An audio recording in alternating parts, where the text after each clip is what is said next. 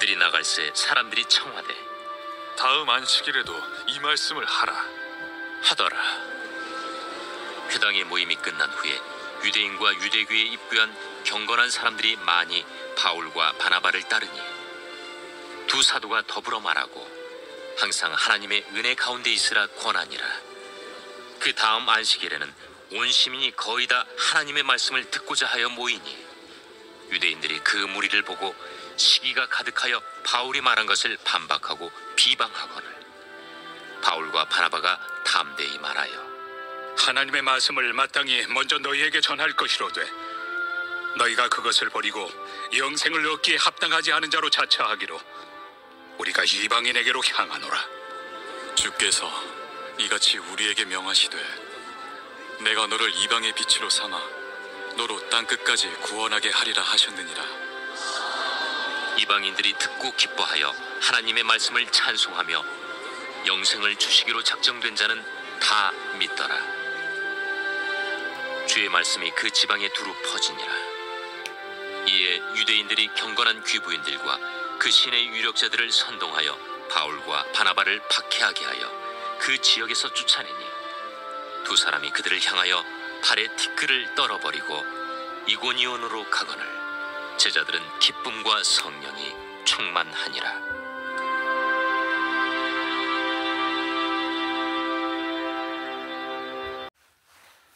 오늘 본문은 바울의 설교를 들은 사람들의 반응이 이제 소개되고 있습니다.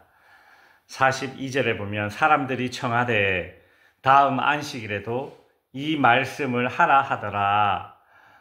다시 복음을 듣기를 원했다는 겁니다. 사실 이 바울이 했던 설교는 그들이 평소 유대인들의 회당에서 듣던 그런 구약의 말씀들이 아니었습니다. 예수님은 땅끝까지 이르러 내 증인이 되리라 그리 말씀하셨고 제자들도 그랬고 오늘 본문에 나오는 이 바울도 그랬습니다. 온전히 예수님만 전했던 것이죠. 평소에 유대인의 회당에서 듣던 그런 구약의 말씀은 분명히 아니었습니다. 그럼에도 바울이 했던 설교를 들은 사람들이 또다시 그 말씀을 들려달라 그리 요청한 것은 이유가 있습니다. 왜냐하면 복음 그 자체에는 능력이 있기 때문입니다. 인간적인 이야기들, 감정을 자극하고 가슴을 찡하게 하는 그런 다른 무엇이 필요한 것이 아니었습니다. 사람을 울리고 웃기고 들었다 놨다 해도 결국 다 소용이 없습니다. 사람의 마음을 움직이는 것은 복음이고 사람을 변화시키는 것도 복음이고 사람을 살리는 것 또한 복음입니다. 오직 복음이면 됩니다. 바울은 수많은 사람들, 다양한 사람들을 전도하면서 이제 이 사실을 깊이 깨달아가게 됩니다. 그래서 훗날 바울이 로마서 1장 16절에서 이런 말을 합니다. 이 복음은 모든 믿는 자에게 구원을 주시는 하나님의 능력이 됨이라. 오늘 본문 44절에 보면 그 다음 안식일에 온 시민이 거의 다 하나님의 말씀을 듣고자 하여 모였다라고 하죠. 이것이 복음의 능력이 되는 것입니다. 그러나 유대인들은 정반대의 태도를 보입니다. 45절에 보면 유대인들이 그 무리를 보고 시기가 가득하여 바울이 말하는 것을 반박하고 비방했다라고 하죠. 유대인들은 바울의 설교를 반박하고 비방합니다. 모세의 율법이 아닌 예수님을 통해서 죄사함과 의롭다함을 받을 수 있다라는 이 복음이 유대인들은 싫었기 때문입니다. 유대인들은 예수님을 통해서 얻게 되는 이 구원은 자신들이 지금까지 열심히 율법을 지킨 것을 아무것도 아닌 것처럼 그렇게 만들 수 있다, 그런 생각을 가지게 되었습니다.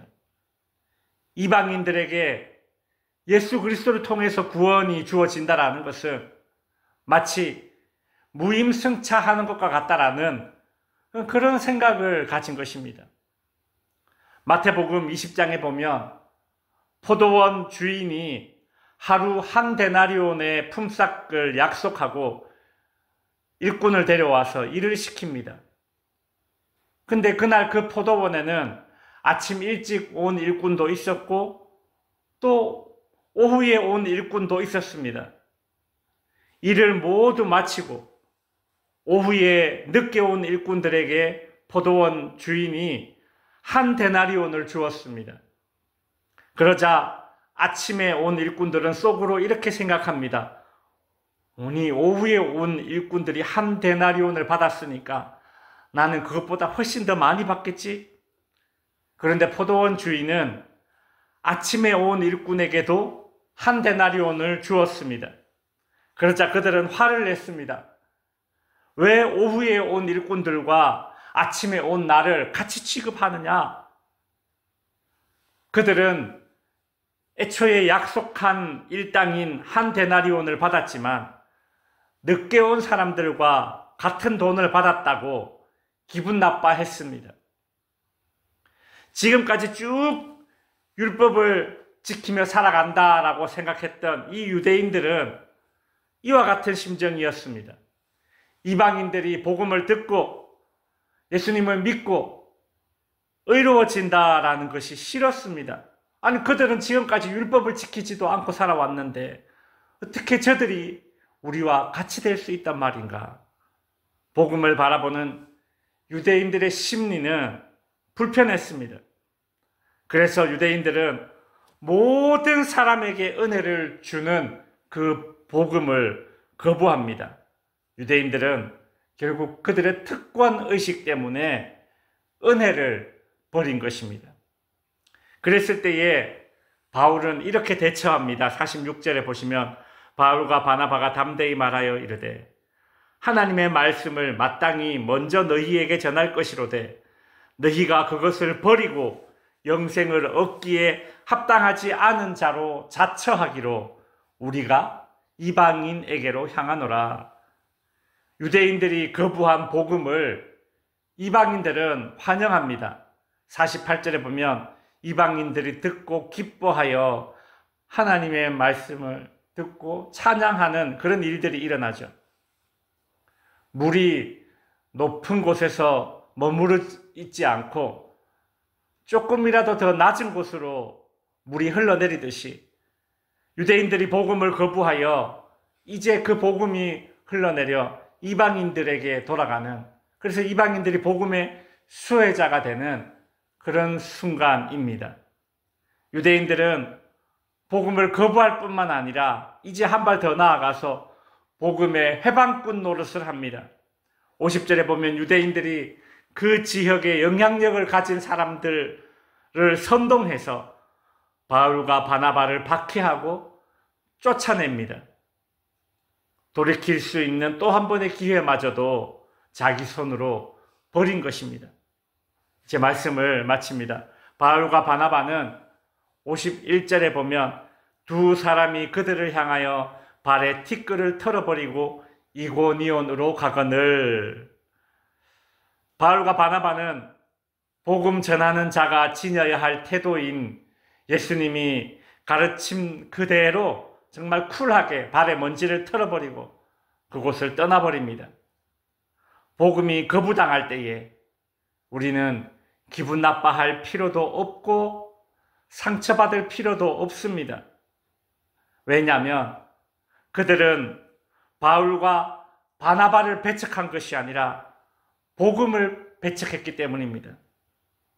복음을 배척했다는 이유로 내가 기분 나빠하고 내가 상처받을 이유가 없습니다.